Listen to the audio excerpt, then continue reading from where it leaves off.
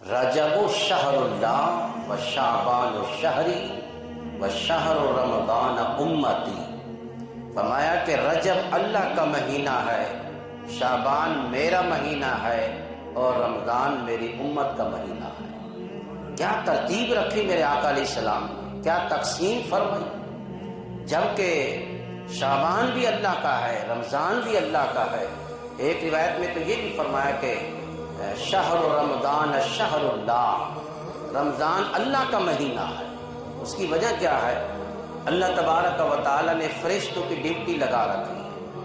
جو بھی اعمال کرتے ہیں دروازوں کے اوپر فرشتے موجود ہیں، کتابیں لے کر بیٹھے ہوئے لکھ رہے ہیں.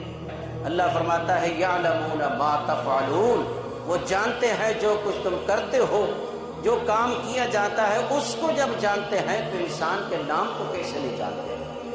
اس کے نام کو بھی جانتے ہیں، اس کے باپ کا بھی نام لکھتے ہیں. کیا اس کی شان ہے کہ ہمیں اپنے نبی اور اپنے محبوب نبی کا امتی بنایا ہے. کتنی بڑی شان ہے اس میں. اور یہ بھی یاد رکھیں کہ جب دوسری اذان ہوتی ہے نا، فرشتے کتابیں بند کر دیتے ہیں. اب فرشتے بھی اذان سنتے ہیں اور امام جو خطبہ دیتا ہے اس کو بھی سماعت کرتے ہیں. کل قیامت کے دن اگر دفتر کھلوا دیے گئے، پڑھتے ہی جمعے کی نماز ہے اس میں بھی نام نہیں لکھا.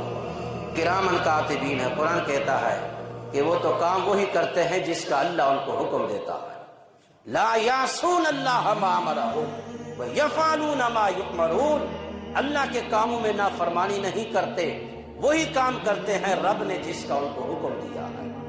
وہ لکھ رہے پورا سال. لیکن جب رمضان کا مہینہ شروع ہوتا ہے نا، اللہ فرشتوں کو حکم دیتا، فرشتوں اب چھوڑ دو. تو اب اس مہینے کی عبادت کا اتنا اجر و ثواب ہے کہ تم لکھ ہی نہیں سکتے.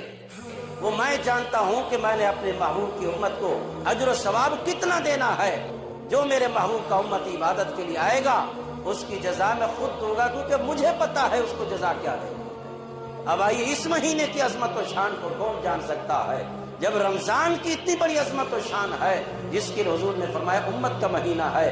تو جس مہینے کو رب نے، اللہ کے محبوب نے اللہ کا مہینہ کہا ہے، اس مہینے کے اندر آدمی عبادت کرے گا تو اس کا اجر و ثواب کتنا ہوگا.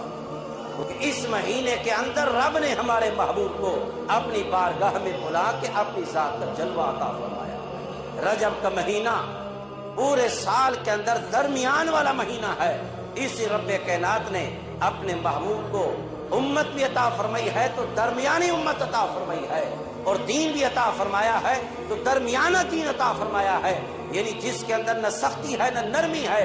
اور یہ اس لیے رب کائنات نے اپنے محبوب کو ماہ رجب کے اندر بلایا ہے کہ اس مہینے کے اندر ہمارے محبوب کو رب نے عرش اعلیٰ سے بھی آگے بلا کے بغیر حجاب کے اپنی ذات کا دیدار عطا فرمایا.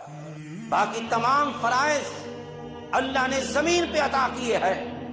قربان جائے مصطفیٰ کی شان پر.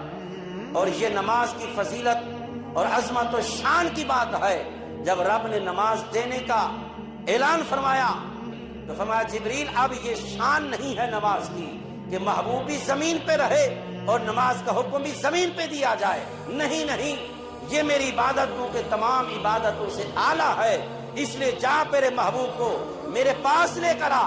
جب میرا محبوب میری بارگاہ میں آئے گا تو یہ عظیم تحفہ اپنے محبوب کو اپنے پاس بلا کے دوں گا، پھر جا کے اپنی امت کو یہ جا کے بتائے گا.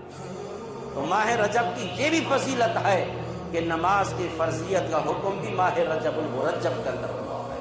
جو رجب المرجب کا پہلی تاریخ کا روزہ رکھتا ہے 3 سالوں کے روزے کا ثواب اس کو ملے گا. ایک دن کا روزہ. عام دنوں کے اندر میرے آقا کریم کی سنت ہے ہر پیر کو روزہ رکھتے تھے.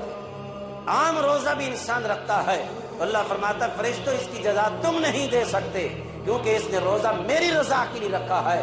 لہذا رمضان کا روزہ ہو اس کی جزا بھی میں عطا کروں گا.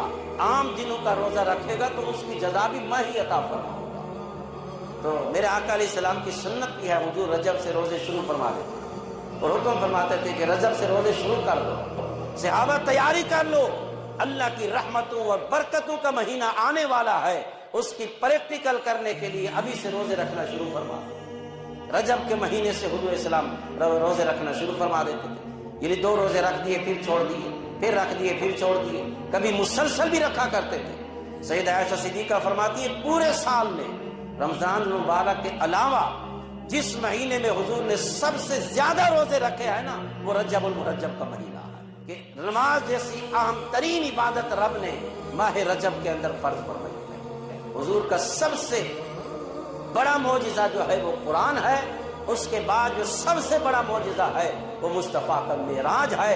یہ صرف رب نے اپنے محبوب کو عطا فرمایا، مانگنے پر بھی نبی کو نہیں دیا گیا، مصطفیٰ نے تو طلب ہی نہیں کی، بغیر طلب کے رب نے اپنے محبوب کو بلا کے اپنی ذات کا حجاب، بغیر حجاب کے اپنی ذات کا جلوہ کرایا۔